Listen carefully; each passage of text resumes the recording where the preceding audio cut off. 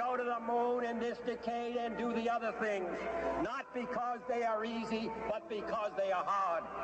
Because that goal will serve to organize and measure the best of our energies and skills.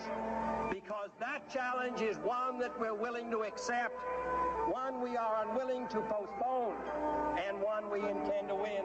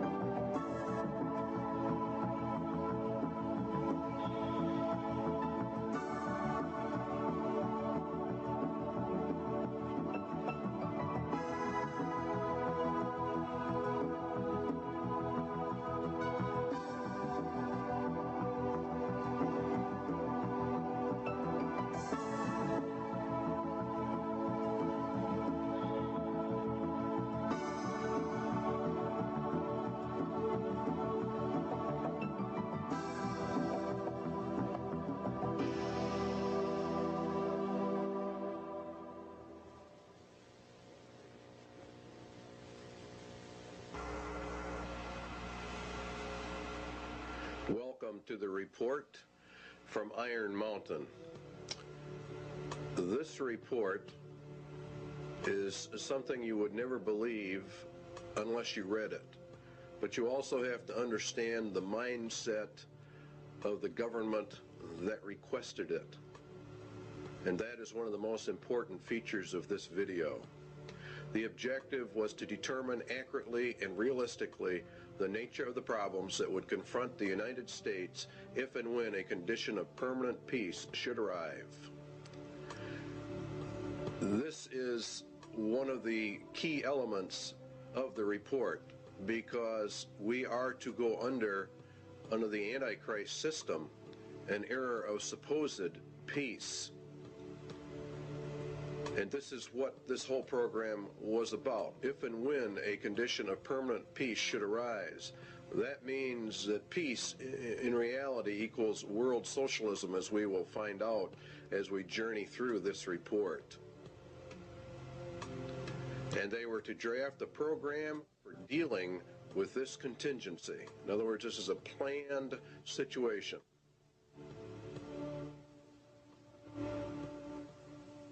The program equals the agenda, and how do we control the people of America if we move to an era of peace? And not only just America, but the whole world at large.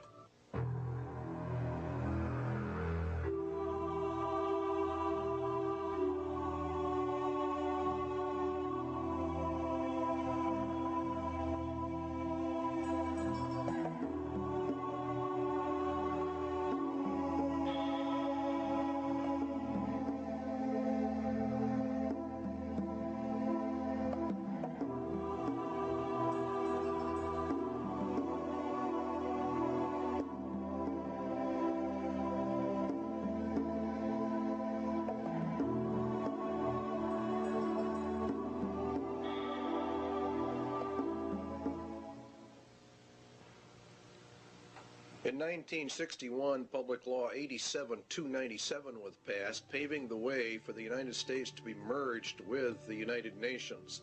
It's a very crucial law in that it disarms the American citizen in violation of the clear intent of the Constitution, which calls for our right to bear arms to maintain our free state.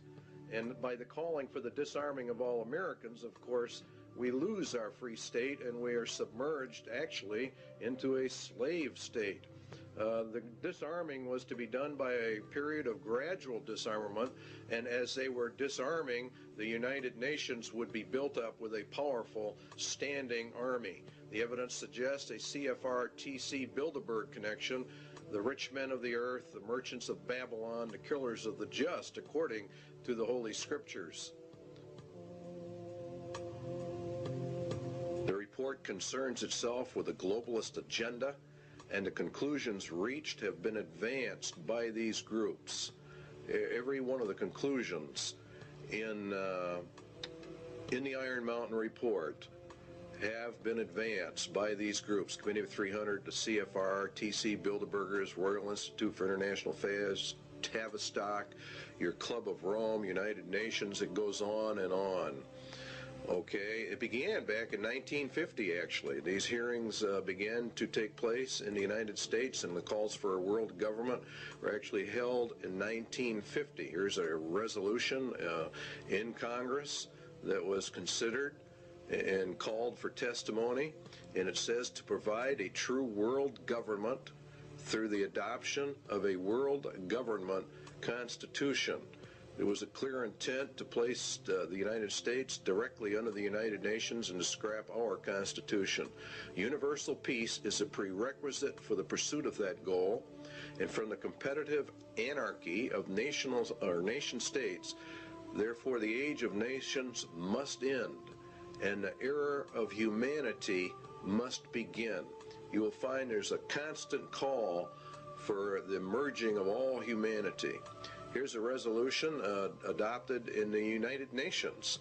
This is what it says: regulation, limitation, and balanced reduction of all armed forces and all armaments. The all armaments means your weapons that you have in your closet for your own defense. It includes handguns and rifles and all kinds of things. Here's your blueprint for world peace, which was issued also in 1961, concurrently as this move towards putting us under the United Nations. You'll find that as the United States and the Russian military are to be reduced, the UN is consistently brought up to a higher and higher position. The only thing we are left with are internal security forces. Under the Freedom from War, this is a packet issued by the federal government to go along with 87-297. This can only be achieved, the merging and disarmament, through the progressive strengthening of international institutions under the United Nations and by creating a United Nations peace force. See, they want to progressively strengthen the international institutions, all of which come under the United Nations. We are to lose our sovereignty. This can only be achieved through the progressive strengthening. By creating a United Nations peace, which really means police force, to enforce the peace. This is what Daniel said, and by peace the Antichrist shall destroy many. He shall also stand up against the prince of princes, but he shall be broken without hand. And it was given unto him to make war with the saints, and to overcome them. And power was given him over all kindreds, and tongues, and nations. And all that dwell upon the earth shall worship him, whose names are not written in the book of life of the Lamb, slain from the foundation of the world. All right, back to the government report. The disbanding of all national armed forces and a prohibition of their reestablishment in any form whatsoever other than those required to preserve internal order and for contributions to a United Nations peace force. They are to bring the UN up to a point where no state would have the military power to challenge the progressively strengthened U.S. peace force, and all international disputes would be settled according to the agreed principles of international conduct. That's exactly what the Bible says. It was given unto him to make war with the saints and to overcome them, and power was given him over all kindreds, tongues, and nations. No one can make war with this final world entity. If you will study your scriptures out, you will find that the United Nations fulfills every parameter listed for the Antichrist system. And Public Law 87-297 has been updated. There are numerous updates. You will, if you go search them out, Public Law 101-216, for example, has been updated. Here's another one. I have today signed H.R. 1495, the Arms Control and Disarmament Amendment Acts of 1989. It authorizes the fiscal appropriations to get this thing underway. Now, the problem with it is the Bill of Rights in Amendment 2, the right to bear arms, a well-regulated militia being necessary for the security of a free state, the right of the people to keep and bear arms shall not be infringed. In other words, in reality, you cannot infringe that right in any way, method, or manner. The only way a people can remain free is to hold in their power the weapons necessary to secure their free state. This amendment deals with the international security of the United States from its own government. In other words, this amendment was to secure the people's freedom from their own government, from an internal government takeover. This right is not there so that you can go hunting or for the other excuses made. It is there to prevent the government of the United States from becoming a dictatorship by treason. In other words, by betrayal of the Constitution of the United States. Now, in order to merge the United States into the United Nations requires a total betrayal of the Constitution, which guarantees you a free state through the right to bear arms. You see the connection? The United Nations is the communist, illuminist, Masonic world dictatorship. And there are no freedoms, hence they have to get the guns to eliminate the free state nation guarantee in our Constitution. The Iron Mountain Report, then, is a report in reality on how to circumvent the Constitution of the United States. And in reality, it's a document of treason, of how the rich men of the earth are actually going to divert the attentions of the people away so that they can get this done. The guidelines given by the government for the Iron Mountain Report: 1, military-style objectivity; 2, avoidance of any value assumptions; and 3, the inclusion of all relevant data. And this is a very important part of this report, is the avoidance of all value assumptions. This is what makes it so absolutely cold and inhuman. It is to be amoral. It is, as a computer is amoral. It deals in factual data. There is not any mercy. There's not any compassion. It doesn't deal in right or wrong, or what is good or evil. It is a report on the handling of men, women, children, and babies on the basis of herd or animal management without regard to any moral considerations whatsoever. It reduces people to objects. It reduces all humans to non-entities with no rights of self-determination, with no rights granted by the Creator, and with absolutely no rights under a Constitution. The Constitution has been effectively canceled by Iron Mountain. Now again, you'll find these resolutions coming up in Congress all the time that want to strengthen the United Nations, to establish an international criminal court, SJ 32. These are bills before the Congress and the Senate.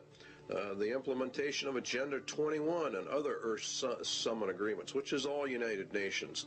Reagan called for the World Army.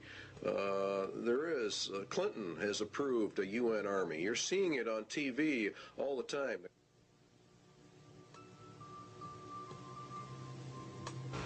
War is required, the glue of the nations, according to the Iron Mountain Report.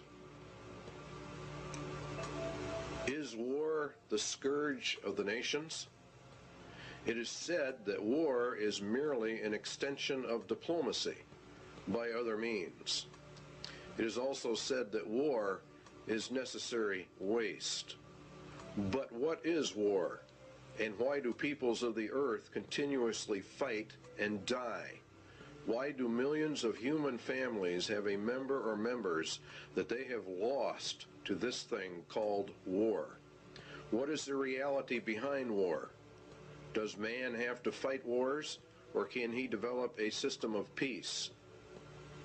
And would the development of peace be worse than war itself? The Bible gives us some answers. The rest can be supplied by simple logic and deduction. James tells us that from whence come wars and fightings among you? Come they not hence, even of your lusts, that war in your members? Ye lust and have not, ye kill and desire to have, and ye cannot obtain. Ye fight and war, yet ye have not, because you ask not. Ye ask and receive not, because ye ask amiss, that ye may consume it upon your lusts. The root of war, then, is lust, and lust is want, and want is greed, and the root of greed is a self-centered heart, an unregenerated human heart. This is the key we need to explain war, and the Bible gives us many clues to why warfare is, and that in reality it can never be stopped. The root of the problem lies with the human heart, and the Bible says that the human heart is so desperately wicked that none can know it. Jeremiah says, the heart is deceitful above all things, who can know it? Paul says in Romans, the carnal mind is enmity against God, for it is not subject to the laws of God, neither indeed can be. Jesus was very emphatic that out of the heart of man poured forth all kinds of evil. The problem with mankind is then his evil heart. Evil because it is self-centered, and evil because it does not contain true love. The love within that it does have is hurtful or harmful, manipulative, self-centered, and filled with its own desires, according to the Lord. But we obtain other clues as well from the scriptures as to the true reasons for war, and particularly in our day and age.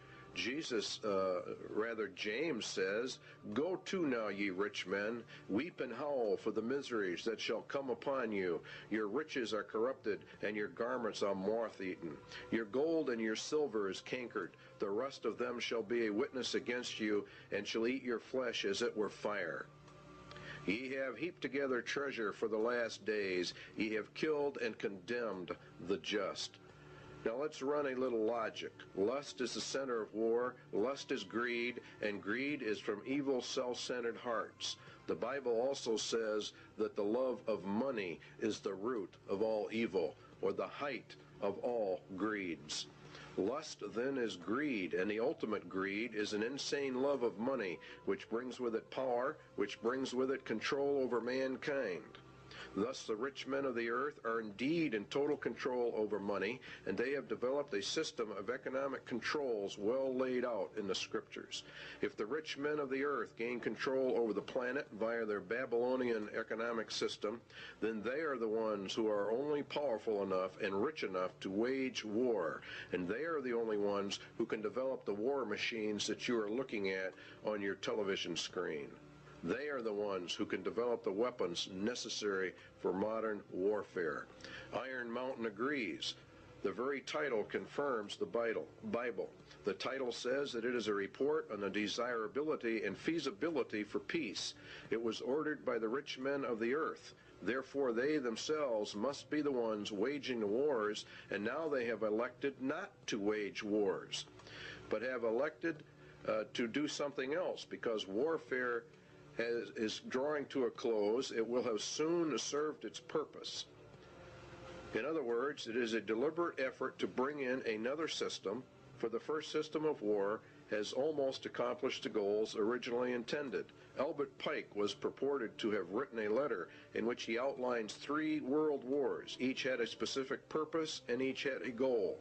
The last war, World War III, was to be fought to bring in an era of peace under Lucifer.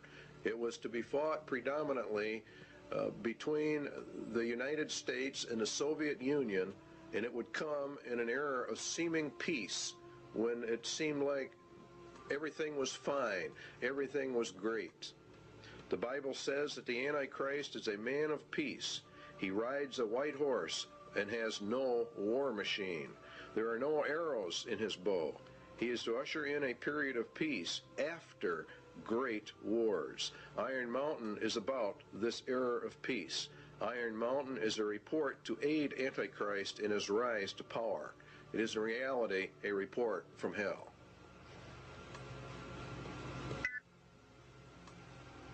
Iron Mountain asks, what can be expected if peace comes? What should we be prepared to do about it? What, for instance, are the real functions of war in modern societies? These are very important questions. The Soviet Union says the peaceful exploration of outer space is the constructive alternative to the plans aimed at spreading the arms race. In other words, we are always going to find that the opposite of war is peace, which of course it is in reality. But what Iron Mountain is getting at is, what are the real functions of warfare, the invisible functions of warfare? What role do they play in the overall structure of human society? For example, the Soviet Union has been on a war footing for years and years. We have, to a lesser extent, in America, been on a war footing.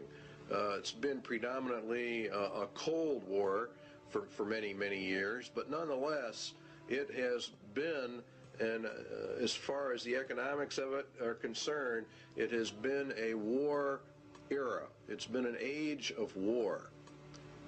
And what this report is asking about is, what about peace? It is surely no exaggeration to say that conditions of world peace would lead to changes in the social structure of the nations.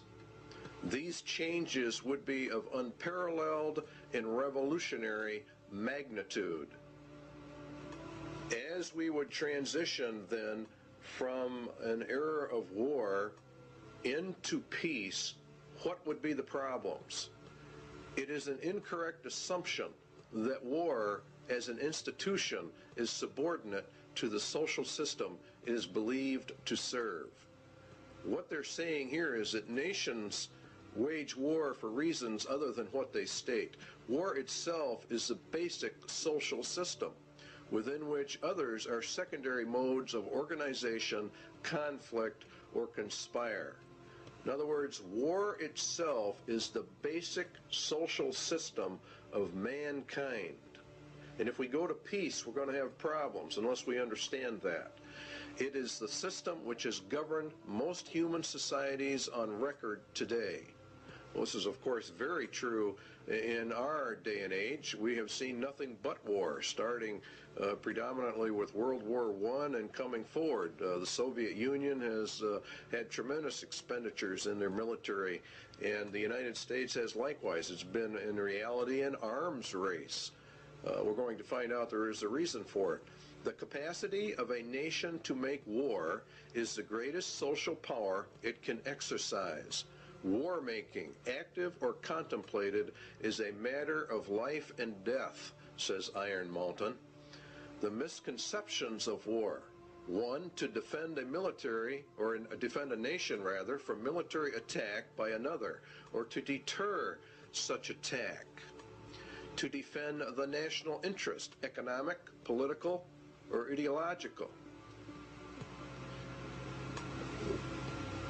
To maintain or increase a nation's military power for its own sake.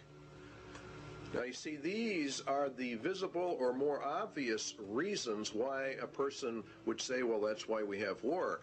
But what they're saying is there are more less obvious, very invisible reasons for why nations have war.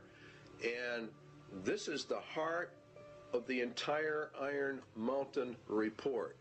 Its conclusion was that war is absolutely necessary. It's an absolute requirement for human societies and nations to come together. It is in reality, they claim, the glue of the nations. The Soviet military machine, or its war-making capacity, is the actual glue that has held the Soviet Union and the Communist Empire together. If they were to move into an era of peace, what would happen? All right, Iron Mountain says it is these invisible or implied functions that are the dominant forces in our society. So what we have to find out then is what are the true functions of war in a society. Why, for example, has the Soviet Union and the United States, both of which are controlled by the rich men of the earth, been on a constant war footing, constantly escalating this conflict? Why are they doing it, and what are the reasons behind it? Economic reasons are: it is a necessary waste that operates outside the normal economic supply and demand system. Warfare creates an artificial demand. In other words, the war system itself, having huge militaries with all of their armaments, with all of the research and developments, creates a demand. This waste of money outside the system, according to Iron Mountain, acts as a counterbalance to the economic growth of the nation. It is progressive for research and development of weapon systems, and it spurs technological advances which spin off and help society at large. Defense spending per se might be countenanced on economic grounds alone as a stimulator of the national metabolism. In other words, war itself, for economic purposes, is a tremendous growth factor. For the political reasons, it's different. A nation is a group of people organized together with a common goal and a national identity. The nation has an outlook or an attitude of how it will deal with other nations, and that's what we call foreign policy. A nation's foreign policy, says Iron Mountain, can have no substitute if it lacks, or no substance rather, if it lacks the means of enforcing its attitude. In other words, if the nation is not strong enough, it doesn't matter what their attitude towards somebody else is. War is itself the defining element of any nation's existence vis-a-vis any other nation. War, then, equals nations because it is the glue of nations and what causes them to come together, and peace would mean the dissolving of the nations. The elimination of war implies the elimination of national sovereignty and the traditional nation state. Please understand the importance of that remark in Iron Mountain. It is the elimination of war that brings us to world government. The war system not only has been essential to the existence of nations as independent political entities, but has been equally indispensable to their stable internal development. Without it, the war system, no government has ever been able to obtain its legitimacy. Or in other words, we could say its right to rule its society. War is the basis of that claim to rule, and it is therefore the glue that holds a nation together, according to Iron Mountain.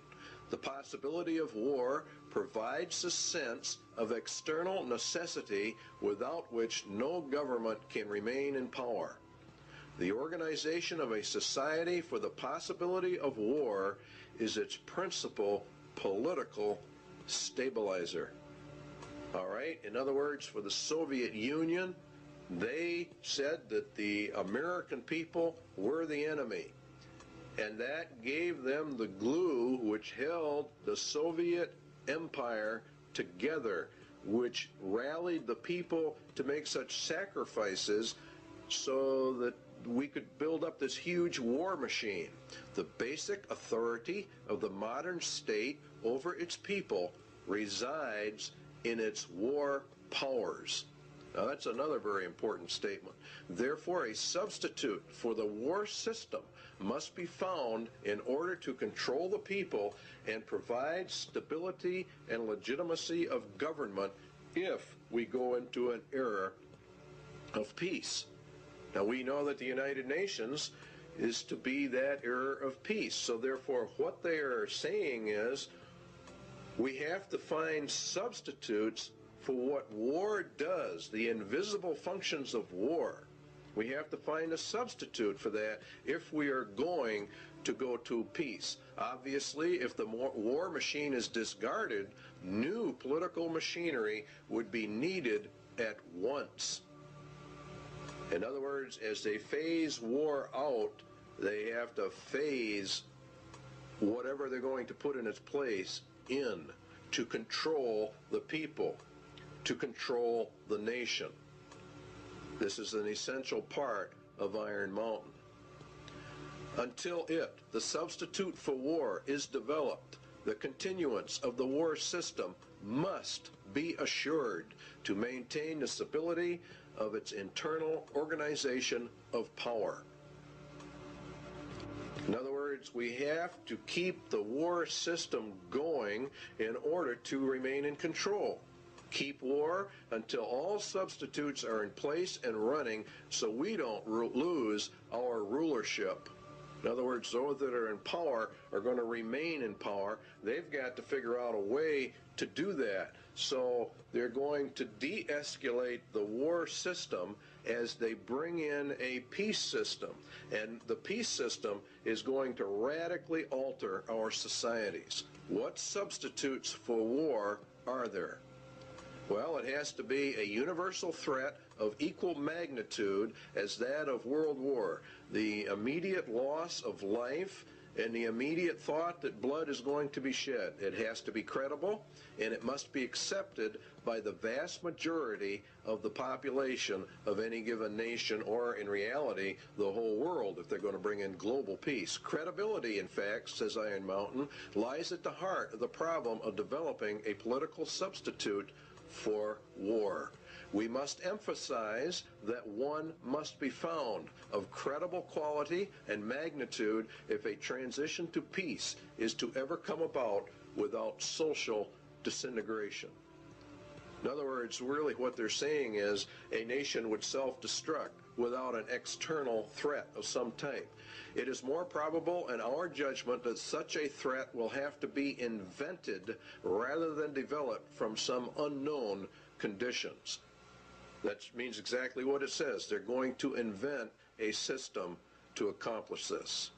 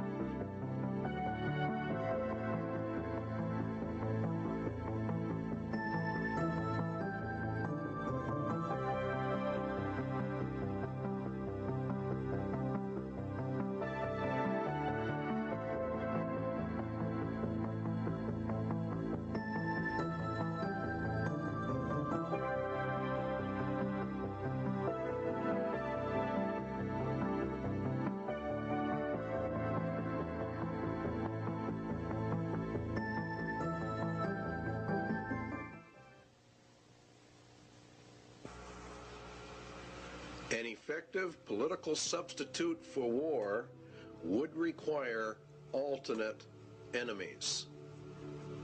In other words, we have to find an external threat that's essentially very large. It may be, for instance, that gross pollution of the environment can eventually replace the possibility of mass destruction by nuclear weapons as the principal threat to the survival of the species. In other words, they're going to bring the environment up to a point of global threat. Poisoning of the air and of the principal sources of food and water supply is already well advanced, and at first glance would seem promising in this respect. It constitutes a threat that can be dealt with only through social organization and political power. But from present indications, it will be a generation to a generation and a half before environmental pollution will be sufficiently menacing on a global scale to offer a solution as a substitute for war. In other words, we replace the war threat with an environmental threat. Now you know why the environment is on the TVs and the media constantly. A generation is about 30 years, so it'd be about 1991 that this would be brought up to a global scale. It is true that the rate of pollution could be increased selectively for this purpose.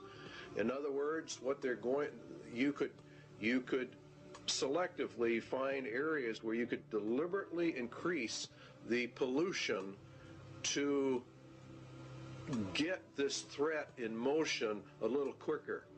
It is true that the rate of pollution could be increased selectively. In fact, the mere modification of existing programs for the deterrence of pollution could speed up the process enough to make the threat credible much sooner. In other words, let's have the governments drag their feet on pollution controls or the enforcement of pollution controls. And around the world, that's exactly what we have seen, a matter of foot dragging on the areas. One would then perhaps get the concept that this was all deliberate.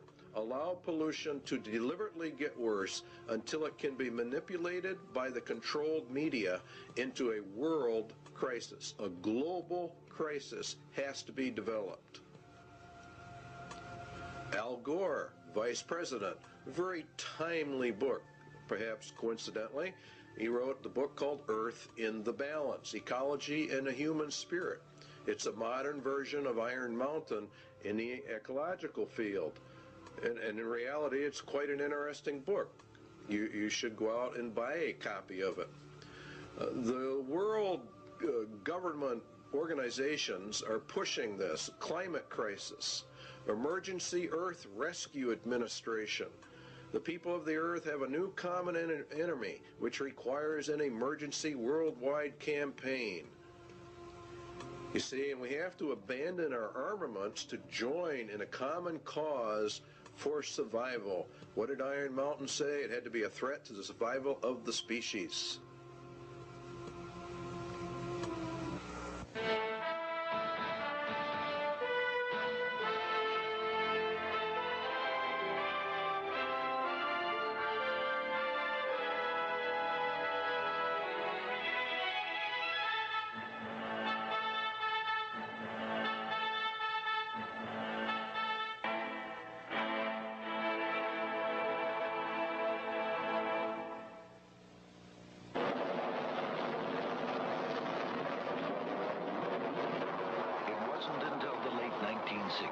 When Apollo missions were bound for the moon that we were first able to see complete pictures of the Earth. Environmentalists began to look at our planet as a single fragile ecosystem. Now we are intensely studying the thin halo of atmosphere that surrounds and protects Earth. It recycles the air we breathe, regulates climate, and acts as a protective barrier, filtering out much of the sun's harmful radiation. Last year, an international group of scientists proved that ozone, the key element in this filtering process, is being lost at an alarming rate over the South Pole. In fact, a sizable hole develops over this area each winter. Without ozone, the sun's harmful radiation will destroy life on Earth. A group of man-made compounds called chlorofluorocarbons, or CFCs, used as refrigerants, cleaning solvents, and in some plastic foams, are to blame for this environmental problem. They eventually make their way into the atmosphere and destroy ozone. According to Dr. Brian Toon of NASA's Ames Research Center, it is a global-scale environmental problem. This really marks the first time in the history of environmental science where human beings on one side of the planet have done something to the planet that has significantly affected it globally and on the far side of the planet from where the original pollution took place. Using the beautiful seaport town of Stavanger, Norway, as a base of operations, an international team of scientists assembled this year in an emergency effort to make a detailed study of the North Pole. Most of the work was performed aboard two NASA aircraft. This is the ER-2. For the mission, special wing pods are attached containing atmospheric chemistry analysis equipment and a host of other instruments. Typically, flights are made about 12 miles up, along the fringes of space, right into the layers of atmosphere directly affected by ozone loss. The ER-2's research partner is a modified DC-8. It flies at lower altitudes, but has increased fuel reserves, which allow it to cover more territory, even flights directly over the North Pole. Inside, the DC-8 is actually a complete scientific observatory, loaded with sensing instruments. Scientists perform their experiments and are able to map results right on the spot. This instrument contains 4 lasers capable of shooting light many miles up into the atmosphere. The light reflects back to the plane and provides scientists with a cross-sectional map of ozone concentrations as well as aerosols, or regions where ozone depletion is capable of occurring. Initial results from both aircraft indicate that high concentrations of CFCs have been found at northern latitudes, primed for ozone destruction. When combined with high-altitude ice clouds, the right amount of sunlight and confined slow-moving masses of air, ozone destruction occurs. As a result of this airborne mission, scientists were able to confirm the process and predict areas of depletion. International policymakers have met in hopes of limiting the amount of CFC production and recently agreed to phase out its use by the year 2000. Many scientists worry that this may not be soon enough. Again, Dr. Toon. With the ozone problem, for example, when you release fluorocarbons to the environment, it's decades to centuries before those are removed. Researching safe economic replacements for CFCs is a vital part of solving this serious environmental issue. Thanks to the intensive work done in the last few years, we know why ozone depletion exists. It is now up to the world community to take responsibility for the future of our global environment.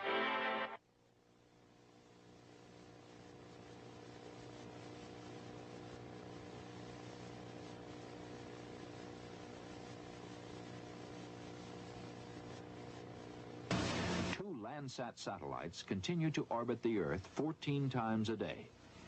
From their 570-mile-high vantage point, they return images like these taken over rich California farmlands.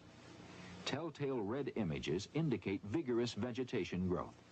The state of California is using Landsat imagery to inventory and map its irrigated cropland. Ecology, the balance of nature, is important to all life. One of the tools we can use to monitor this balance of nature on Earth is the satellite. Satellites can be used to observe our planet from a high vantage point. A NASA film called Remote Possibilities tells the story. From far out in space, the Earth appears serene and beautiful, displaying no hint of our crowded planet's many problems.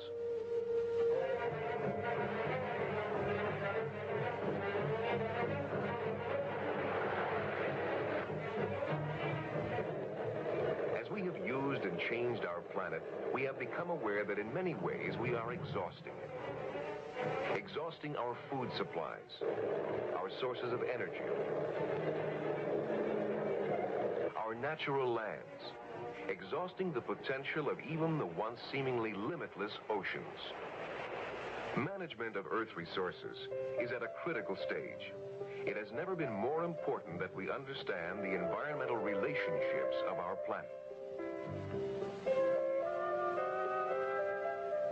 Scientists are striving to apply the technology of the space age. The quest for more and better information about these complex relationships. In 1972, a new kind of satellite left the launch pad and rose to an altitude of 910 kilometers from Earth. There it settled in a circular orbit around the planet. This satellite, called Landsat, opened a new era of Earth resource management.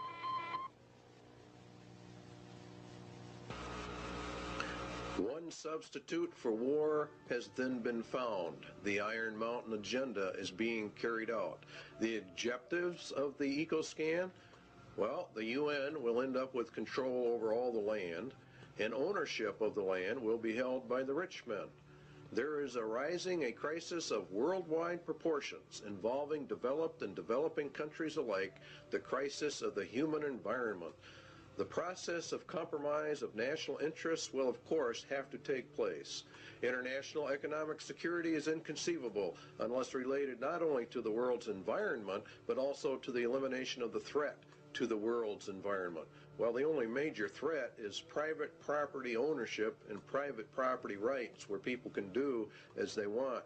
Let us also think about setting up within the framework of the United Nations a Center for Emergency Environmental Assistance. You can see how they're raising this thing up to an emergency status, an emergency level. And that's what Mikhail Gorbachev said in December 8, 1989, in a speech to the United Nations. The United Nations will be the controller of all the lands in the world through their various ecological, environmental organizations that they are in the process of setting up. In fact, the Rio Earth Summit was for that specific reason. Now, it's owned by the rich men. That's who owns the United Nations. That's who actually runs it. Eco foundations of the World Wildlife Fund, Heritage Trust, Nature Conservancy, etc. There's a lot of them, and you have many UN organizations. And the rich men of the earth sit on the boards of directors on all of these groups. These groups are buying up huge chunks of private land for conservation, they say, and to preserve the earth. And of course, all of it is to be owned by the rich men. And what they cannot purchase by normal means will be taken under zoning controls, DNR regulations, or other land grab means via governmental authority and regulation. All land will be under strict eco-controls because, after all, we are now involved in the middle of an eco-emergency, and it's nothing but a scam. It's really a debt for land swamp is another part of it. The international bankers loan and control the monies to all the countries, and through interest have driven them into huge debt status. The debt of the United States is in the trillions. The bankers then come forward with a new plan. They will take the nation's land, and then they will cancel the debt of that nation. It is called a debt for land swap. This land will be held by a World Conservation Bank, owned, of course, by the rich men of the earth. They will then own all the land, all the resources, all the food. They become the absolute masters, and all the people become the slaves. It's a perfect scam. It's a perfect system. Because the eco-threat is now global, then obviously it can only be controlled by a global authority. And guess who that is? Why, of course, it's the United Nations. Now, the eco-scam is being pushed by every organization that's involved in the environment. Even Time magazine ran an article on the endangered earth. It's being put in all your children's school books, all of their study books, about the crowding of human life, about how we have such an ecological crisis, an environmental crisis, and unless we all do our share, why, the whole world is just going to disintegrate and the entire population of man will be eliminated. That's according to them. It's very interesting that Daniel said of the Antichrist that he shall divide the land for gain. In other words, he takes over all the land and divides it up amongst these various foundation groups. And that's exactly what's happening.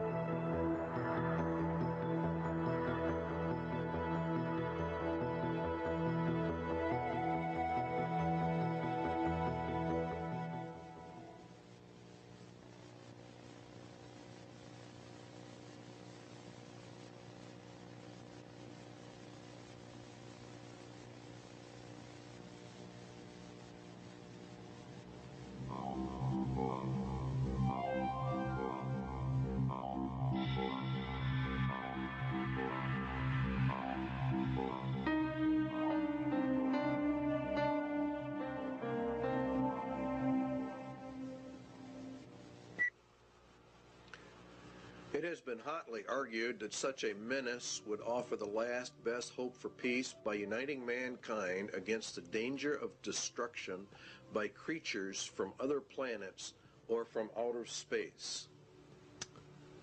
Experiments have been proposed to test the credibility of an out-of-the-world invasion threat. It is possible that a few of the more difficult to explain flying saucer incidents are of this nature. The thrust of the second threat is to unite mankind against a common enemy. The escalation of the UFO mystery requires careful media control. The threat must also dovetail into the agenda for a one-world government. Everything that Iron Mountain proposes in all of their substitutes will lead into a one-world government. And that is the whole nature of it. There has been a tremendous amount of interest in UFO activity. Many, many books have been written about it.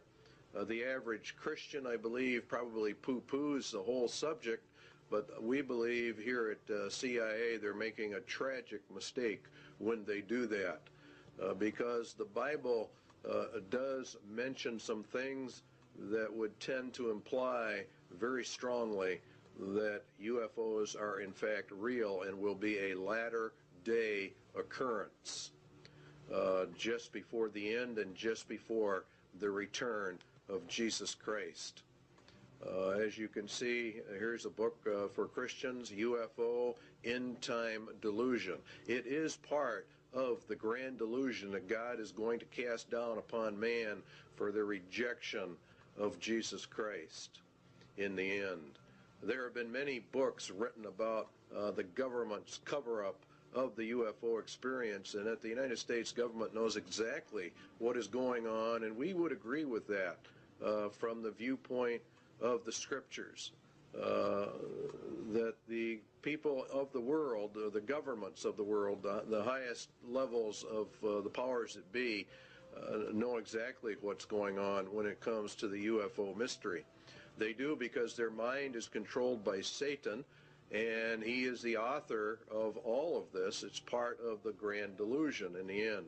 And there was war in heaven. Michael and his angels fought against the dragon, and the dragon fought and his angels, and prevailed not. Neither was their place found any more in heaven. And the great dragon was cast out, that old serpent called the devil and Satan, which deceived the whole world. He was cast out into the earth, and his angels were cast out with him. Now Satan was cast down to earth, and we were to observe it from here. It would appear as though he came down from heaven.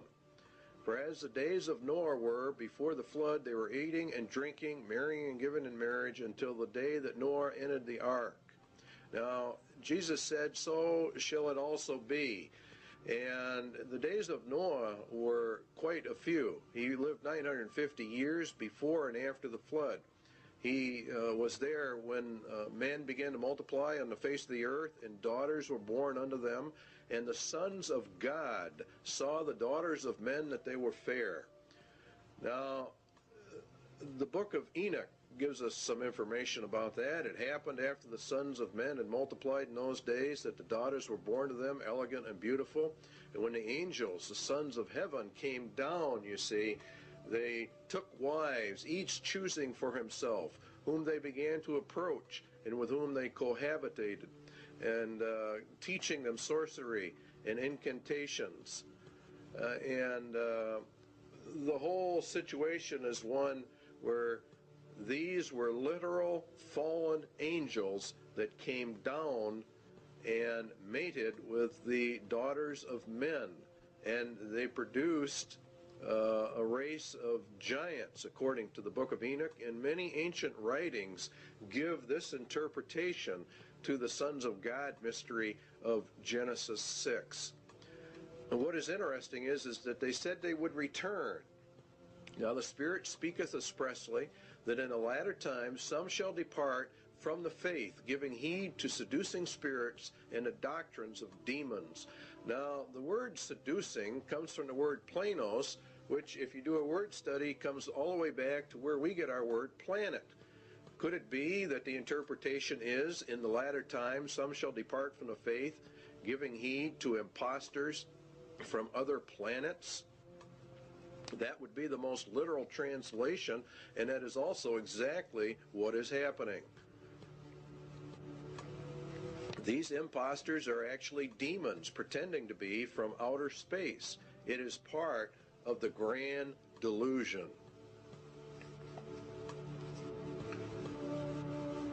For this cause God shall send them strong delusion, that they should believe a lie, that they all might be damned who believed not the truth, but had pleasure in unrighteousness.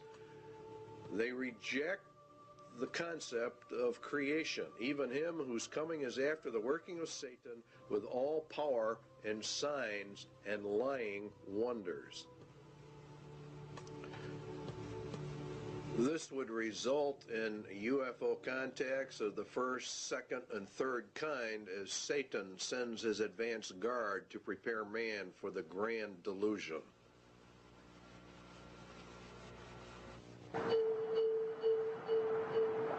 On the surface of an average planet, circling an ordinary yellow star, an advanced intelligence searches the skies for evidence of life.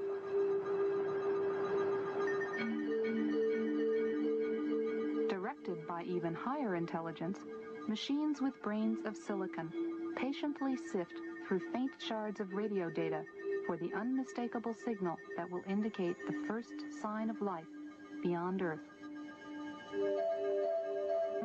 Now plans for the most sophisticated SETI search ever focus on the Goldstone Deep Space Communication Complex in California's Mojave Desert. It is the site of tests for a possible future NASA project, one not yet funded. The full-scale NASA system, when operational in the next decade, would be billions of times more powerful than the sum of all previous searches. For Carl Sagan, a proponent of SETI for many years, this technical progress has made the present unique. For the first time, we're mustering substantial, sophisticated, serious scientific searches for extraterrestrial intelligence. There's never been a time like that before. So there is some chance that in the next few decades we will get a signal from some spectacularly distant, spectacularly exotic civilization, and everything on Earth will, as a consequence, change. That is possible.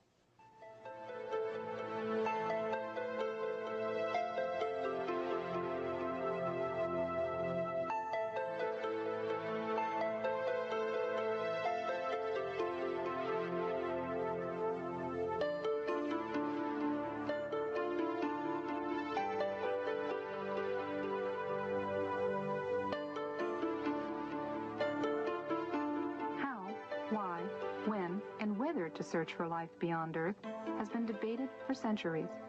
Deciding what sort of signal to look for in the skies is no easy task. NASA's proposed search focuses on radio, a portion of the electromagnetic spectrum where nature produces the least interference for any intelligent signal.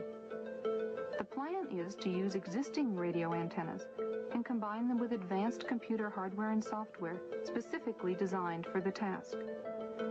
Signal processing equipment suitable for SETI is constantly becoming more powerful and more efficient, but also cheaper and smaller than ever before. SETI pioneer Frank Drake came up with a way to organize our developing knowledge and current ignorance.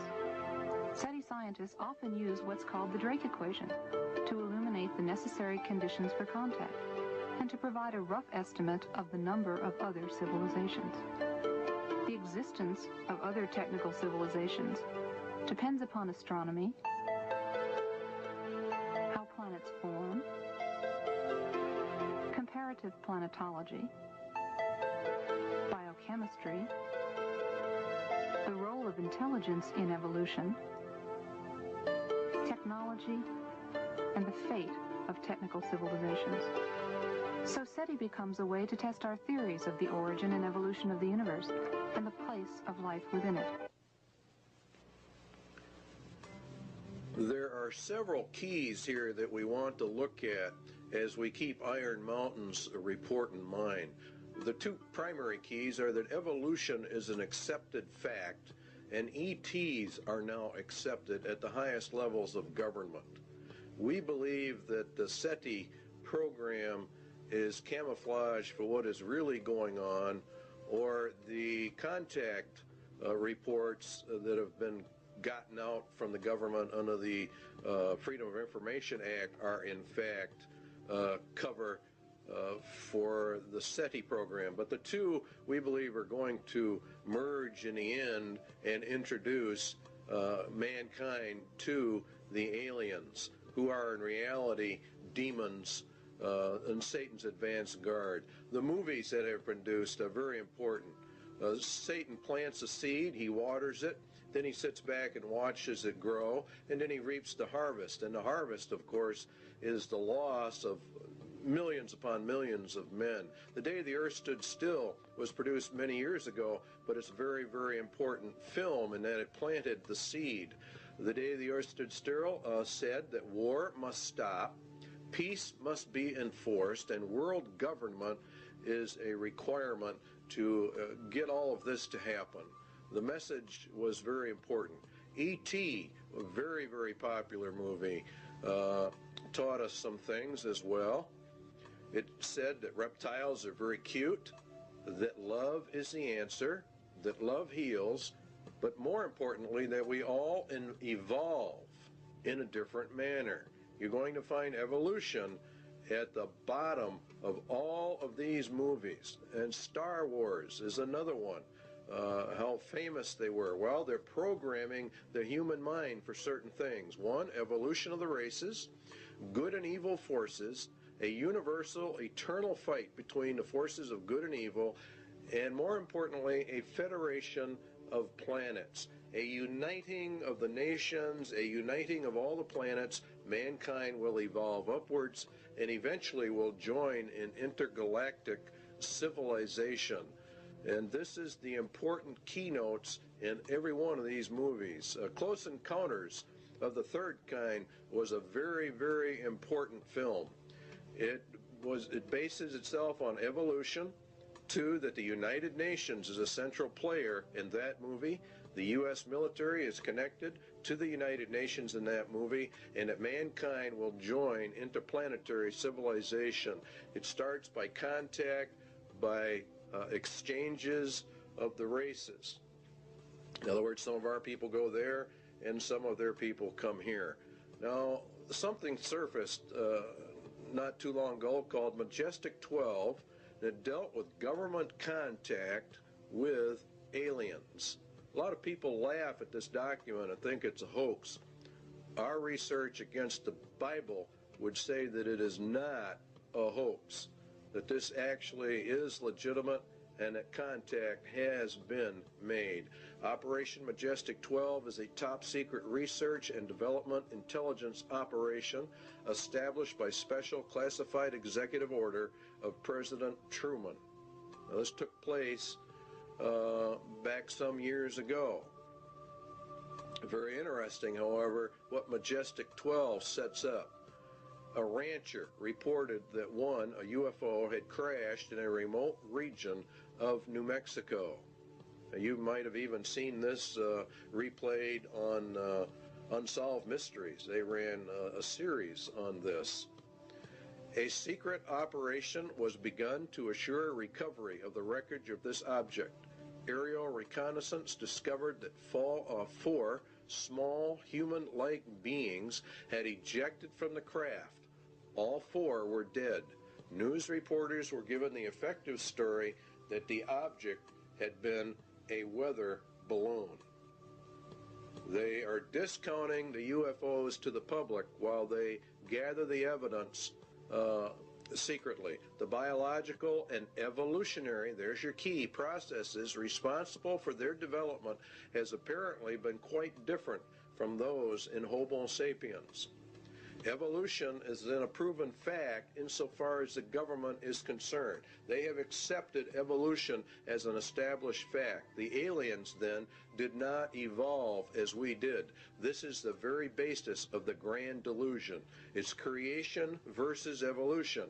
Evolution is essential for the grand delusion because men reject the creation of the world and people by Jesus Christ. So it's very important you understand that evolution is the keynote. The ultimate intentions of these visitors is completely unknown, the report said. But if you read the Bible, you will know they are demons, and you will know they are the advanced guard of Satan, and that they are setting up the world for its final ruin and taking of people into eternal hell. UFOs are real. There's no question about that they are real. The only question is what are they? And if you take the evidence of the scriptures, definitely we believe here at least that they are the sons of God returning just exactly as they said they would, and all the occultic literature talks about this. Now there is an area out west called Area 51, Groom Lake. There's also Tonopah. There are several areas from which Project Red Light was developed. It's a top secret testing program for alien technology for defense purposes. This is very interesting that a lot of this stuff is being leaked right at this moment as we get into this. A congressman said, I have no comment as to what is going on in Area 51. That was Congressman Harry Reid, and he went out there to visit the area because the Air Force had made a land grab, and he went out there on behalf of his constituents to find out why. It is said that President Eisenhower signed a treaty with actual aliens in 1957. The swap was they could take our people for experimentation, and we would get technology in exchange. In other words, the aliens come to Earth, we take their technology to build our defense mechanisms. Now, a lot of people think this is ridiculous, but if you read what it says about Babylon the Great, the nation, it gets all of its technology from Satan. Satan is the one that gives them the power. And this is why the United Nations is being brought up. And this is why the United States is so deeply involved. In exchange for technology, the U.S. government agreed to allow the aliens to abduct humans for experiments. And this accounts for the large number of abductions reported all over America. This is part of the grand delusion, which has evolution at the root of it. Now you have actually two options. All of the leaks of this type of information are disinformation, where it is real and the aliens really are here. The Bible evidence would be that it is real, the aliens are here, and that they are the advanced guard for Satan. He's programming the human race for this delusion, and it's based upon evolution. The sons of God of Genesis 6 have returned, as they said they would in occult writings. And Jesus said, as it was in the days of Noah, so would it be again. And that's when the sons of God came down. So therefore, the agenda of Iron Mountain for external threat number 2 has been and is being carried out. Scientists are even going to the UN now to find out how are we going to answer these aliens from our SETI contacts at NASA.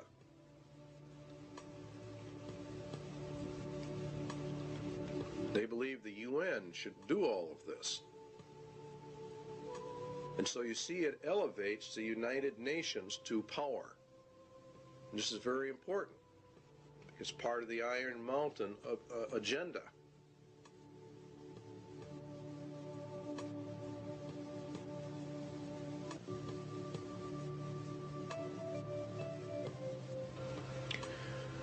It might be argued that a well-armed international police force operating under the authority of such a supernatural court could well serve this purpose. In other words, they're going to set up another threat. This is threat number 3, actually, an omnipresent, virtually omnipotent political or police force. It's an international police force. Because remember, if we go into peace, we have to dissolve the nations, because war is the reason we have nations. All right, so the report then that was issued by the State Department, Freedom from War, and the program was to establish a permanent international peace force within the United Nations. In other words, to deliberately bring it up. the peacekeeping capabilities of the United Nations would be sufficiently strong and the obligations of all states under such an arrangement sufficiently far-reaching as to assure peace and a just settlement of differences in a disarmed world. They're going to use the United Nations to keep the peace. In other words, a world government, which is exactly what Daniel talked about and Jesus talked about, and it is very deadly. During stage 2, states will develop further the peacekeeping processes of the United Nations to the end that the United Nations can effectively suppress any threat or use of force by anyone, and that would include the American people. It's going to be omnipresent, and it's going to be omnipotent in its ability to handle, and this is what Revelation says, who can make war with the beast. Remember that the U.S. and Russia are to have their internal or militaries turned over to the United Nations in this 3-stage process, and we end up with the UN in total control of the world, a global entity, precisely as Daniel and Revelation talk about. It's and Jeremiah and Isaiah refer to it as, of course, Babylon. And this process, of course, emerges, bringing out the United Nations as the final end-time global ruling entity, which the Bible refers to as the apparatus of the Antichrist, or we could say the Antichrist system. And that is why it sits in New York City, the big city. On the wall in the Security Council is a phoenix. That picture you're looking at right there is in reality the phoenix bird, which is to grow up out of the old world order. America is to be patrolled by Russian, Belgian, Irish, and Colombian and Venezuelan troops under this plan. UN troops are already on U.S. soil, and it won't be very long before these sites that you're seeing right here are going to be very commonplace in the United States. And if the American citizens resist, they are simply going to be liquidated according to the Bible. This power will come to pass. They've laid their plans well, and God has ordained it and allowed it, and is allowing it to happen. And so it's, in reality, here in America, it's a judgment against the United States. There are many books written about a United Nations peace force, so this is not anything we're making up. They come in under the UN Charter.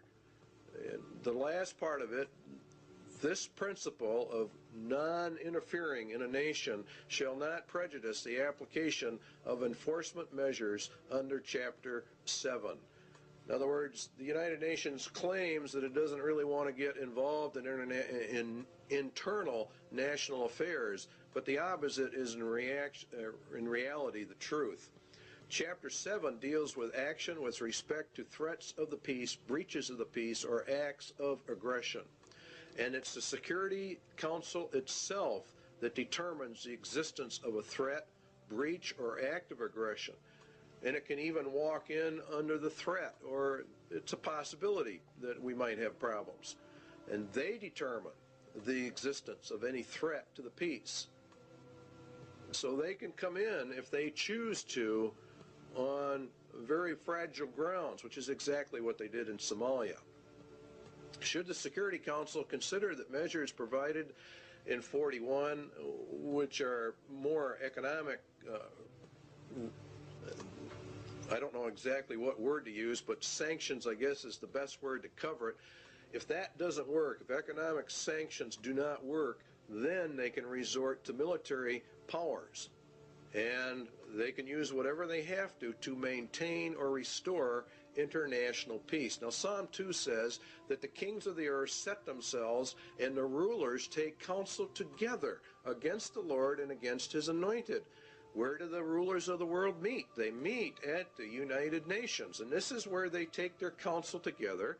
And the United Nations is, according to the Bible, anti-Christ, anti-God to its very core. It is, in fact, the substitute for God and Christ on planet Earth. They intend to take it for themselves.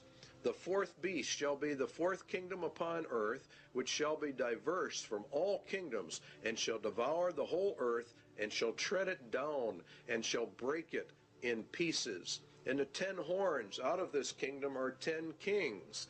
Now, it's a diverse kingdom. The United Nations is not a kingdom, and it's not a nation. It exists solely by treaty power, by an arrangement of nations itself. Excuse me. The United Nations is to be brought up to full global power with an army so powerful that none can fight against it. That's the entire plan, and that is exactly what the Bible talks about for the end times. It will also break into pieces the entire world, and that's done under Article 52, which deals with regionalism, which is in fact breaking the world into pieces. And this is how they do it. They actually subdivide the world into 10 regions. That came out of the Club of Rome, and here are the regions on the TV screen. Region 1, of course, is North America, and it's Region 1 by virtue of the fact that North America, and particularly the United States, is the primary power behind the United Nations, enabling this to happen. The United States itself is broken down into 10 federal regions. We have global regions, and now we have national regions. And in our country, they are simply called federal regions. And we're moving, in effect, from elected officials to an appointed officials to non-elected bureaucrats who are appointed. Now, each region has different states in it, and the number of states varies with each particular region. Then each state is subdivided up into its particular regions. Many times it falls along county lines, many times it doesn't. Overlapping all of it is, of course, grids that keep getting smaller and smaller, which is the reason why thousands or millions, actually, of Americans are getting address changes. They're going under the United Nations grid system, which divides the world into tiny pieces, which is exactly what Daniel said. They can get it right down to your house number. In fact, they can get it down to about 10 square yards of turf.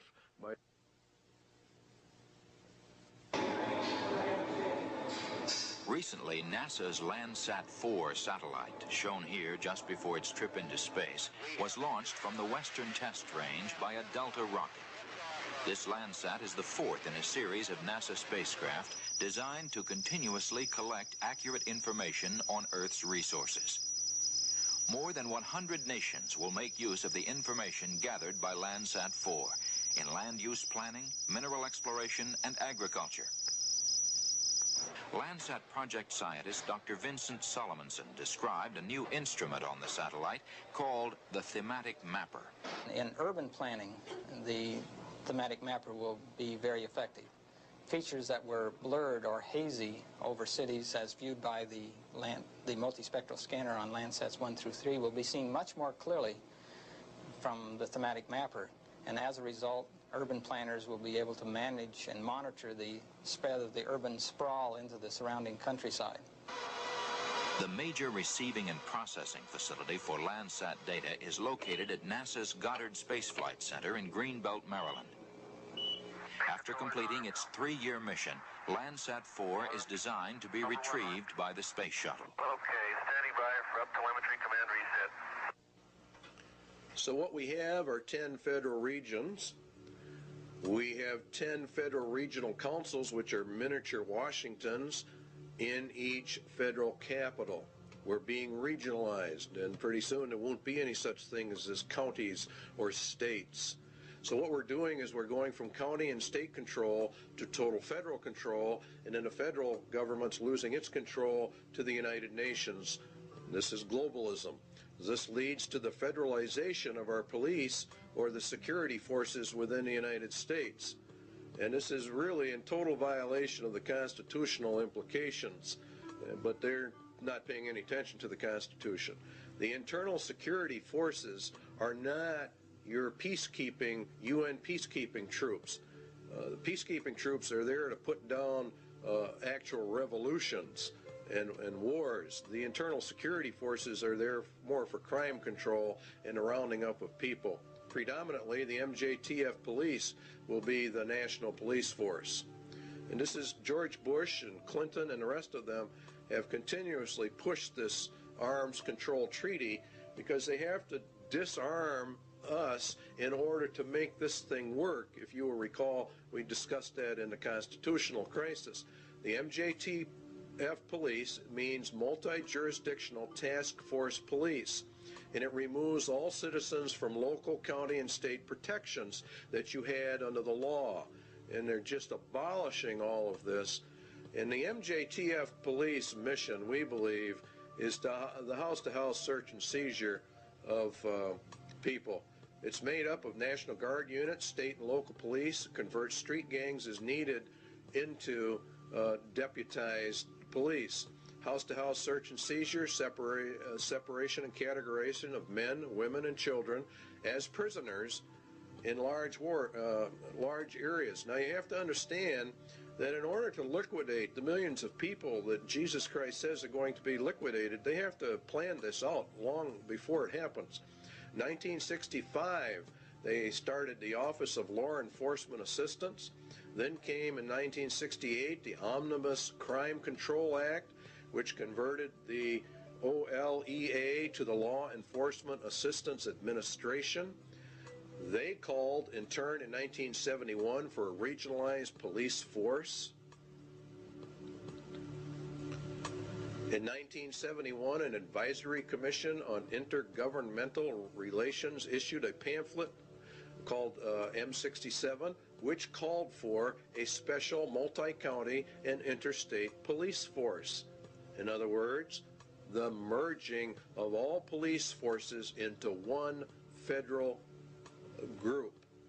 The LEAA in 1973 made calls for the elimination by merger of small police forces. This is exactly what Germany did under Hitler. All dictatorships have two common characteristics: general confiscation of guns in order to prevent internal rebellion, and the establishment of a national police force to enforce the edicts of the dictator. We are following Nazi Germany almost to the exact letter. Carter issued an executive order 12-148, and he established the Federal Emergency Management Agency known as FEMA. FEMA absorbed the LEAA and became the primary control organization for internal security of the United States in an emergency. They're gearing this thing towards an emergency. That emergency is going to be World War III, and it ushers in this whole system.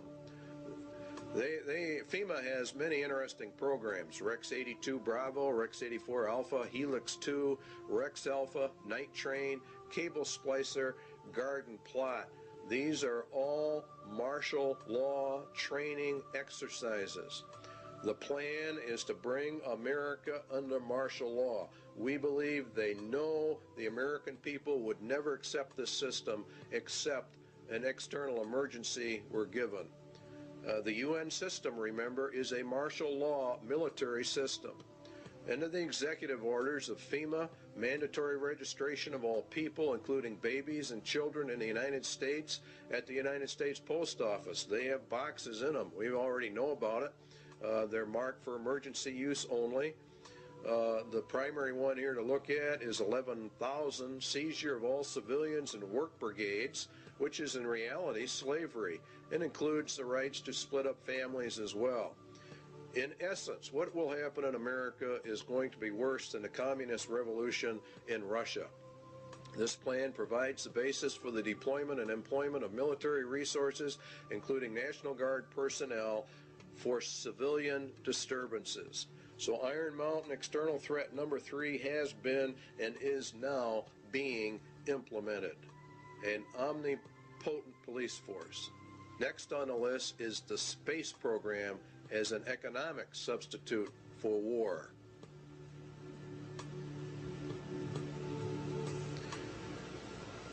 It is the development of a long-range sequence of space research projects with largely unattainable goals. It's a nearest modern equivalent yet devised to pyramid building and similar ritualistic enterprises of ancient societies.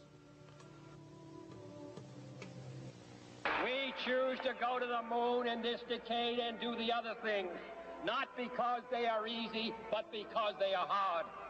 Because that goal will serve to organize and measure the best of our energies and skills. Because that challenge is one that we're willing to accept, one we are unwilling to postpone, and one we intend to win, and the others too.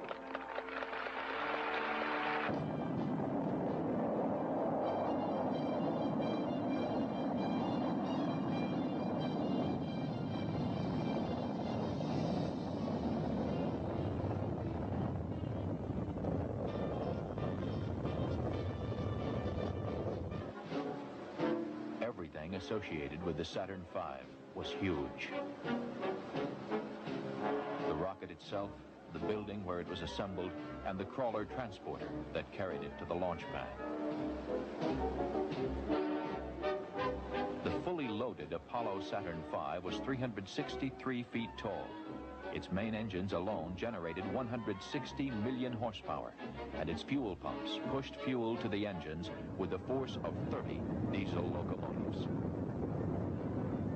As Saturn V lifted off Launch Complex 39 for the first time, it weighed more than 2,800 tons.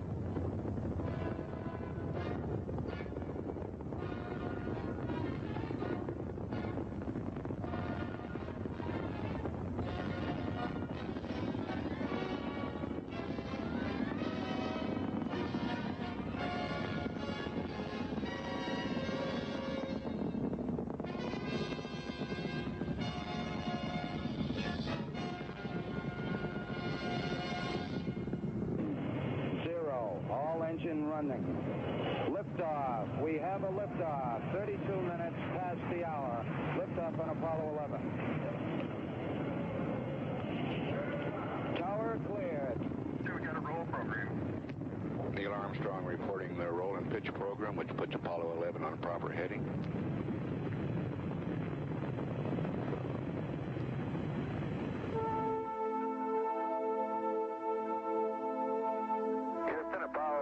Calling you on the high gain. How do you read, over? Roger, loud and clear on the high gain.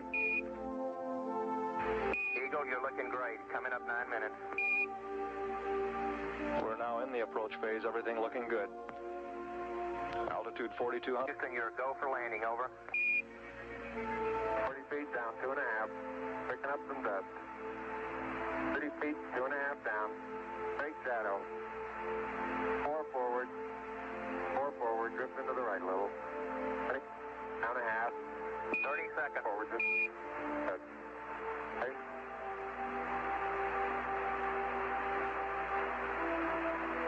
Contact light.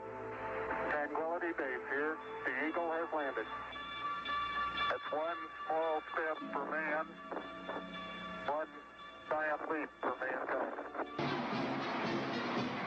Across the country and around the world, the Apollo 11 crew were welcomed back as heroes.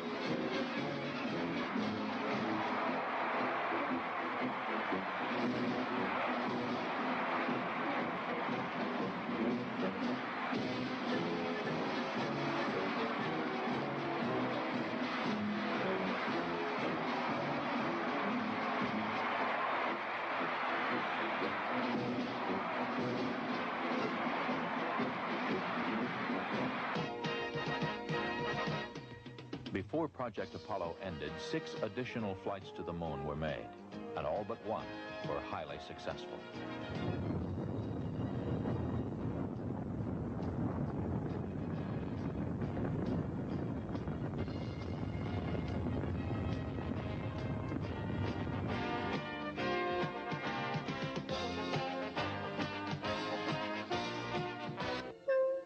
Then ASTP, Apollo-Soyuz Test Project, a joint endeavor between the Soviet Union and the United States. the mission called for a mutual docking and crew exchange to develop the necessary equipment for international space rescues.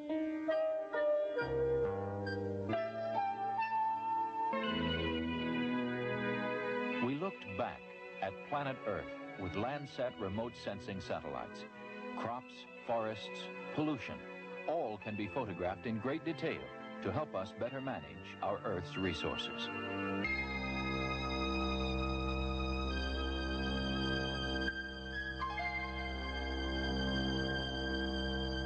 As of now, 2/3 of the planets in our solar system have been explored, and by the end of this decade, we will have explored most of the rest, including Uranus and Neptune. Space Shuttle 5, the first operational flight. 2 commercial communications satellites were hauled into orbit, one for satellite business systems and one for Telesat of Canada. Their deployment was a complete success. Did you get it? You don't have it, obviously. I got it. Space Shuttle 6 was the second operational mission and Flight 1 for Challenger, this country's newest spacecraft. After launching a 5,000-pound tracking and data relay satellite from the payload bay, mission specialist astronauts Story Musgrave and Donald Peterson became the first Americans in 9 years to walk in space. Practice needed for satellite repair work. Due for my massive article. Historically, the space program has proceeded in a building block fashion. And toward that end, NASA has begun looking at the next logical step, a possible future space station, a permanent presence in space. The station would serve as a scientific and technological laboratory, as well as an operations base from which satellites could be serviced and large structures assembled. One of the highest priorities is to develop a clear understanding of a station's proper role in the total space program, so that if and when it is proposed for development, the station will be a truly significant national asset, one that would ensure continued American preeminence in space.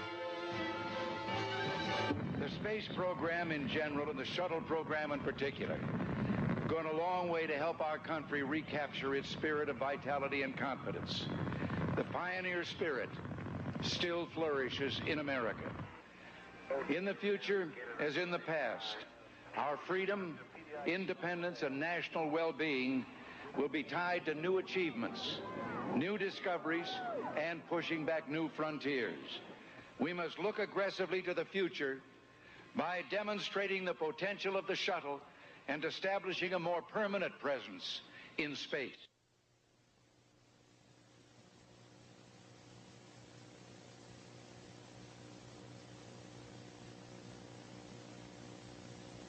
Even when ratified, the INF Treaty will not totally eliminate the nuclear threat to Eurasia. The vast nuclear arsenal possessed by the USSR and the variety of delivery systems available still present a significant threat.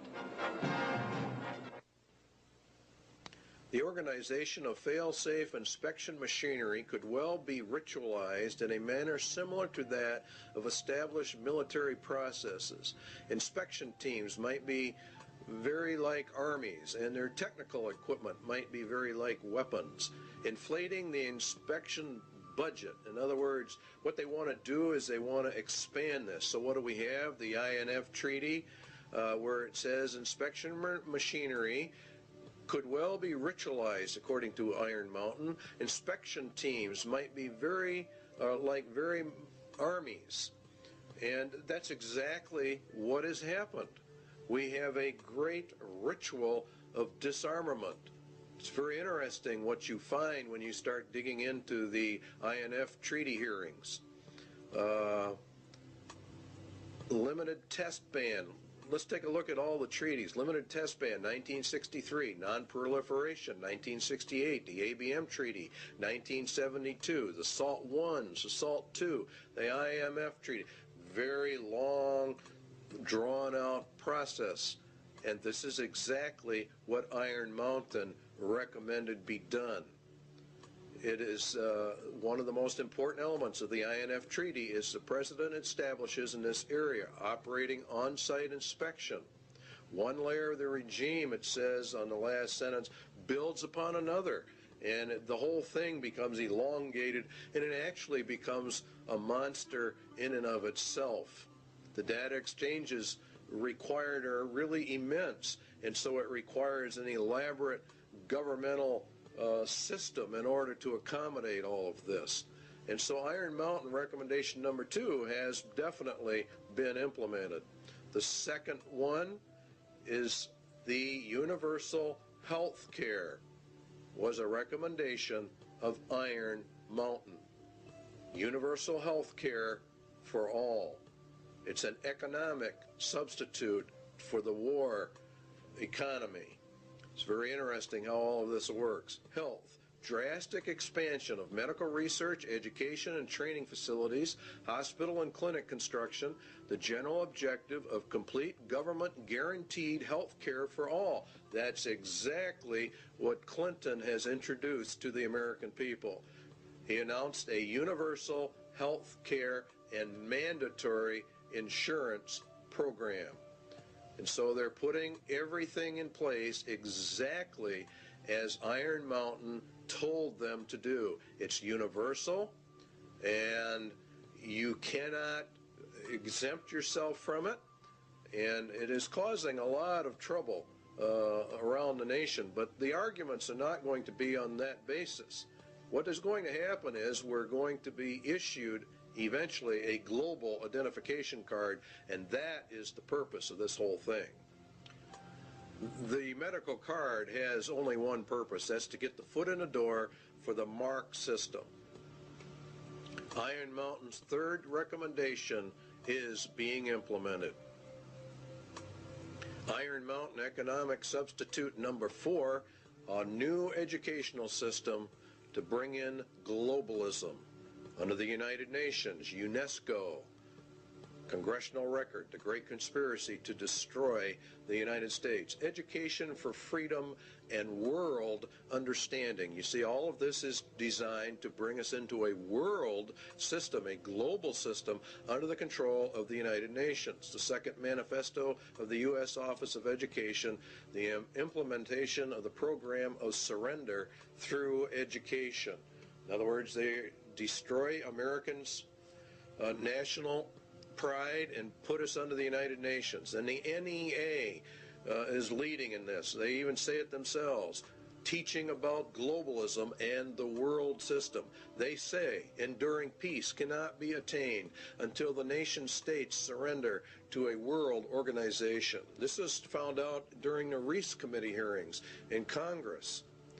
Putting the evidence together, we conclude the NEA has been an important element in the tax-exempt world to indoctrinate American youth with internationalism, which is synonymous with a lot of communist, illuminist, whatever you want to call it.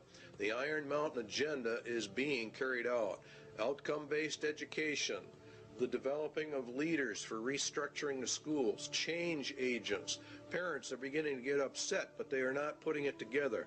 American 2000, a national strategy to change every nation, every family. Everything is going down exactly as Iron Mountain said it should. Global education is nothing more than a promotion of the United Nations and to destroy the Constitution of the United States, to bring us out from the Constitution and to merge us into the UN. That's what they're going to do.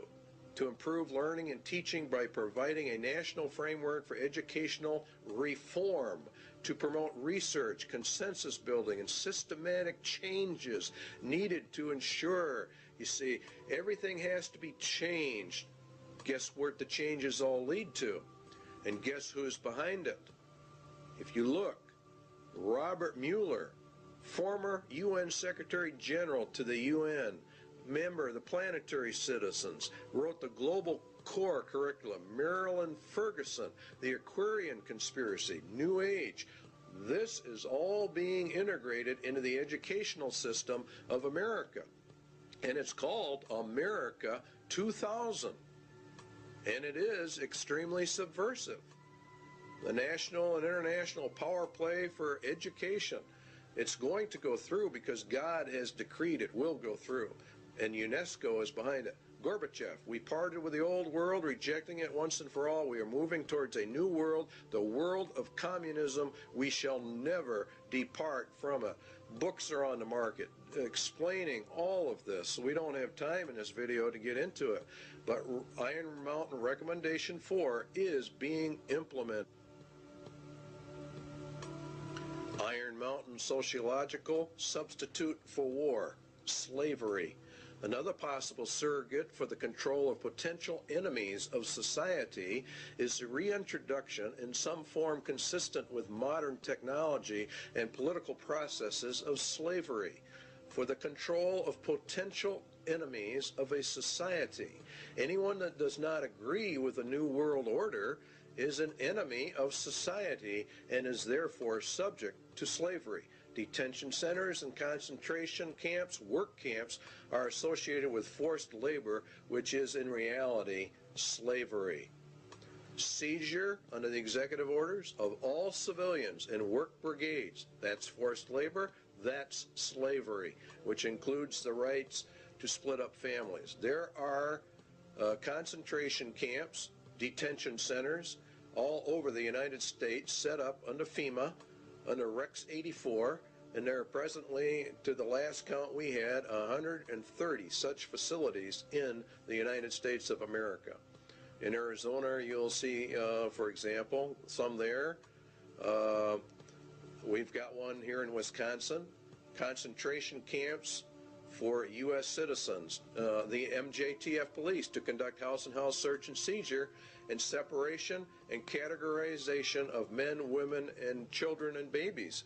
Categorization and transfer to detention facilities and the running of detention facilities.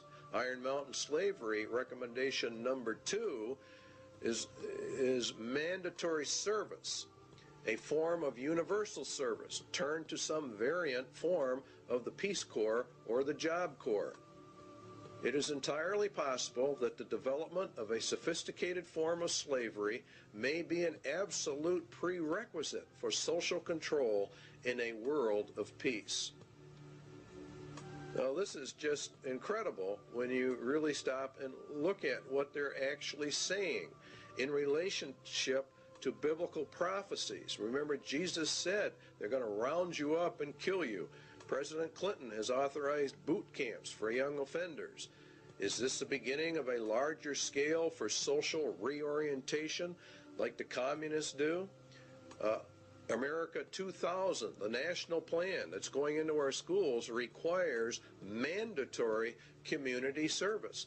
There are calls going out all the time. Bush and Clinton have called for mandatory community service for all youth, up to, say, 2 years, mandatory service. You can serve in the service or some other place, but you are going to serve. So the substitute for war is being implemented. Iron Mountain Sociological Substitute for War number 2 is called blood games. Game theorists have suggested in other contexts the development of blood games for the effective control of individual aggressive impulses. More realistically, such a ritual might be socialized in the manner of the Spanish Inquisition and the less formal witch trials of other periods for the purposes of social purification, state security, or other rationale both acceptable and credible to post-war societies. Inquisitions, witch trials for the purpose of social purification, state security, which is the key one. Such a ritual might be socialized. In other words, they make it into a big social event like the Inquisitions were. We saw part of that beginning to unravel when we watched the Branch Davidian invasion and subsequent massacre of David Koresh and his group. A lot went down at Waco that very few Christians understand. David Koresh, the Branch Davidians, were demonized by the national media. First of all, they were tried, judged, and executed in a social ritual in total violation of every right guaranteed under state and federal constitutions. The Waco massacre followed all points of ritualized killing. They were a cult. It was for social purification, and therefore they deserved what they got. Their compound was raided by federal assault groups when in fact there was no evidence of any crime having been committed.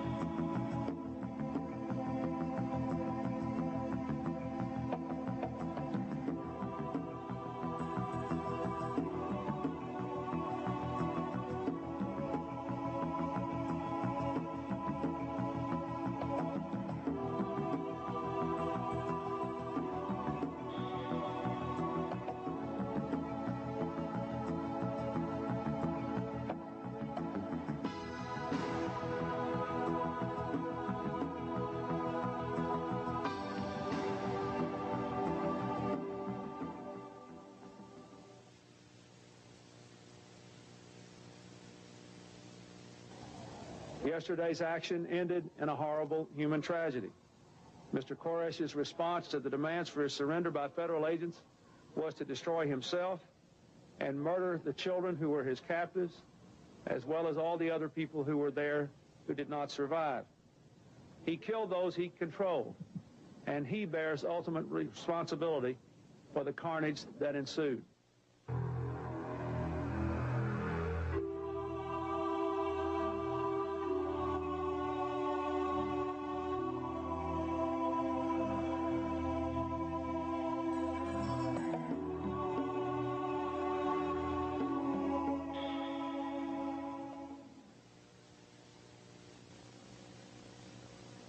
In the papers before I was going to go to court. They called me the white supremacist and all that.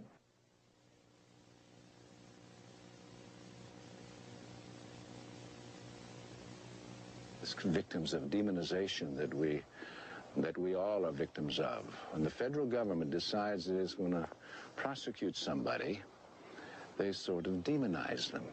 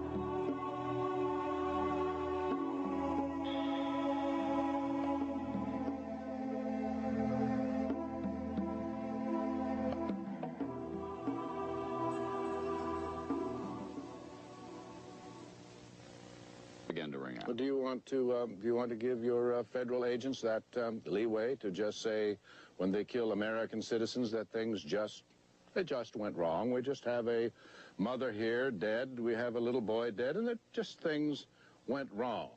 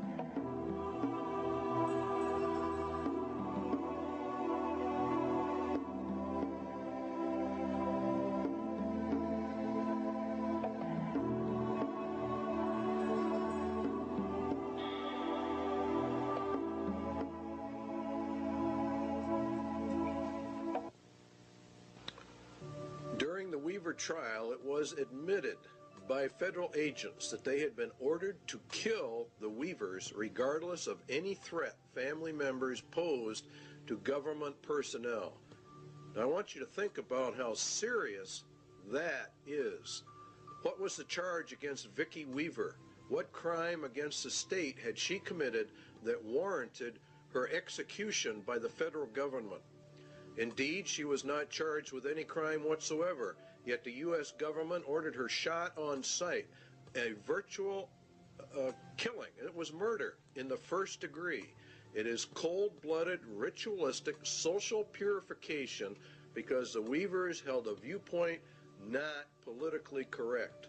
The Weaver case, along with the Branch Davidians, proves we are in the middle of the final battle for the Constitution of the United States. There are many, many enemies within America that want to get rid of our Constitution and destroy our rights. The war has now shifted from a paper and legal war to an overt shooting war, and we feel it's going to get far worse. They came against this thing to see what the reaction of the American people would be, and they found out that the American people cheered them on. So we are ready for a complete takeover.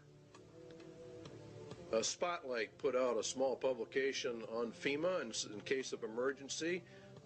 Executive orders, Blueprint for Dictatorship, also is one of their publications. Now, an executive order is issued by the President of the United States. It does not go through the Senate or the Congress. He merely issues it. It's put in a federal register, and within 30 days it has full effect of law, and nobody passes upon it.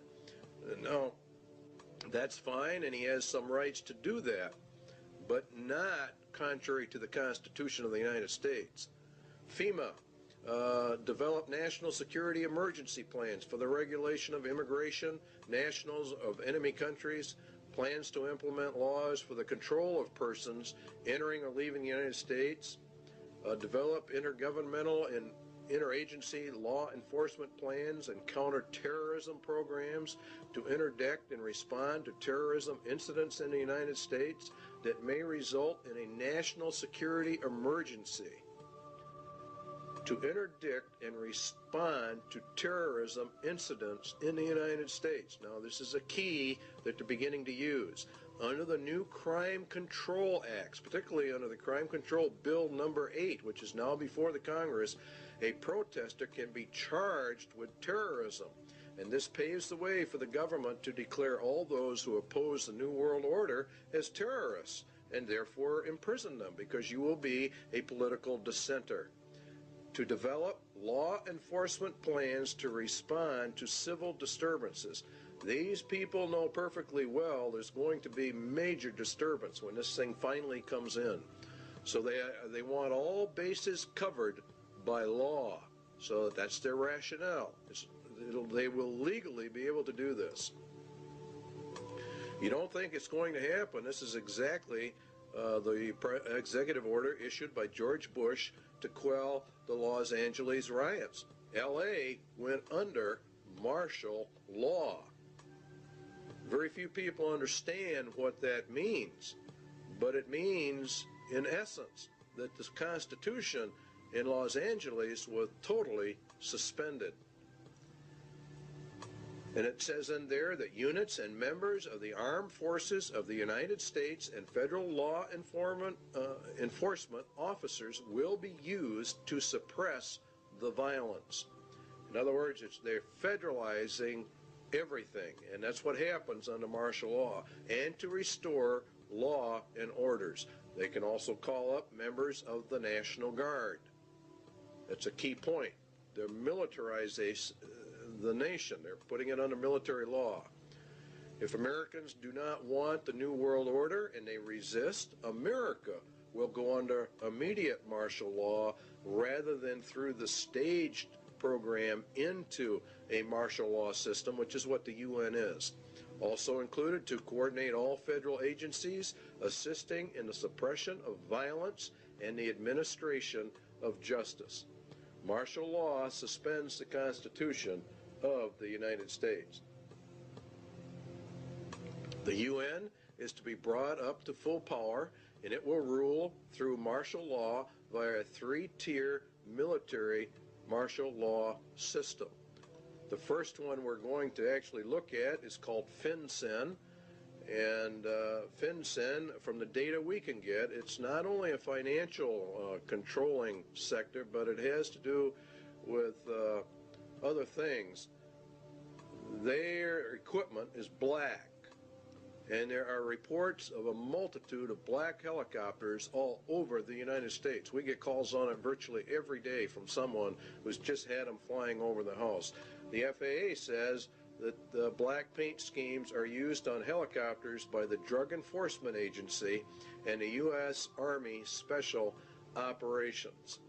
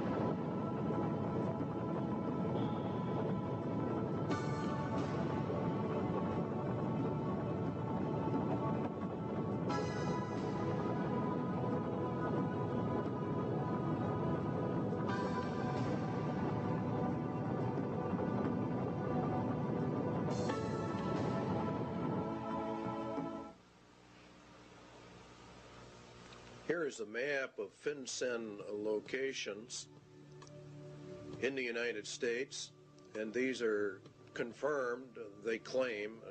We have not been able to verify it. We're bringing this to you strictly unverified for troop deployment locations in the United States of America. There's been a fairly consistent reporting in Montana of UN combat groups. They are in reality the top tier in the UN system, and entrance to the U.S. was by presidential executive order 11-1190, signed by President Bush. And there are many battle group locations, and there are many multi-jurisdictional task force police, which are the third tier, or the lowest, on the UN police force. And it is in reality, from what we can gather, is the federalization of the police forces in America and putting them in reality under the United Nations command, which we go under. And that would be for the detention centers, concentration camps for dissenters are part of this overall system for the roundup of people. Now, one of the largest ones is in Alaska. The Alaskan camp is the biggest, being over 1 million acres, and it's located just outside of Fairbanks, according to reports, and it's serviced by a spur line called the Alaskan Railroad. That's very interesting because under the emergency orders under FEMA, one of the railroads that gets activated and falls under their control is the Alaskan Railway. And so we're beginning to find out that all of this goes together. The Alaskan camp was purchased under a mental health bill, and of course you have to understand that they are using mental health as one of their primary methods of warfare.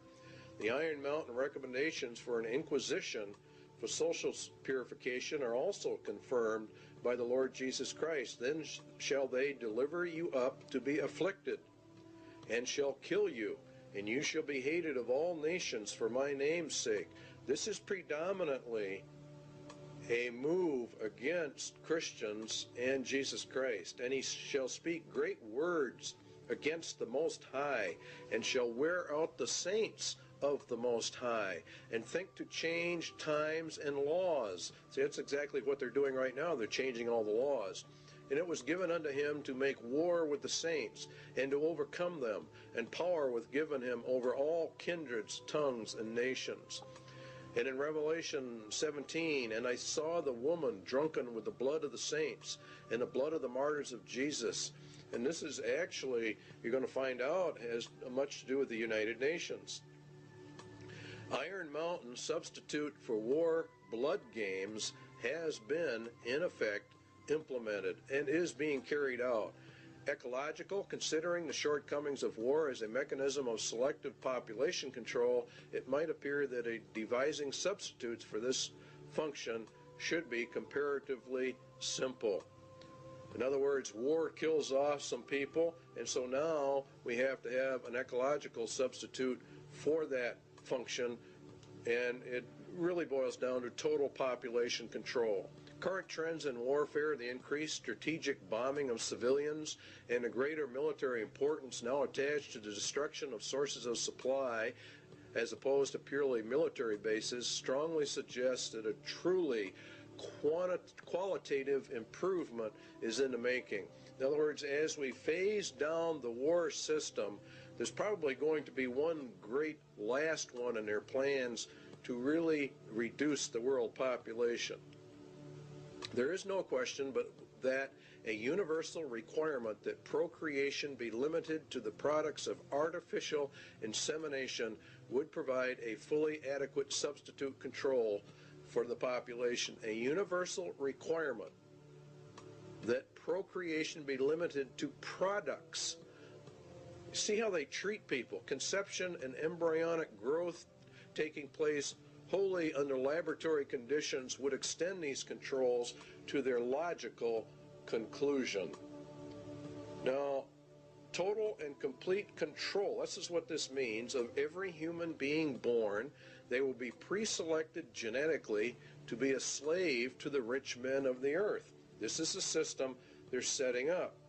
They have an intermediate step, total control of conception with a variant of the pill via water supplies or certain essential foodstuffs. In other words, they intend to, when they bring in this new system, they will stop the growth of the population. They will put it into the food or the water supplies, and then they would offset it by a controlled substance so that it could be countermanded and the woman become pregnant. And they claim in Iron Mountain that it was already under investigation and under work back in 1961.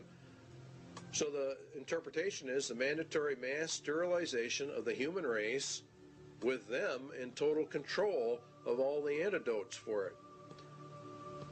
Excess population, Iron Mountain says, is war material. As long as any society must contemplate even a remote possibility of war, it must maintain a maximum supportable population.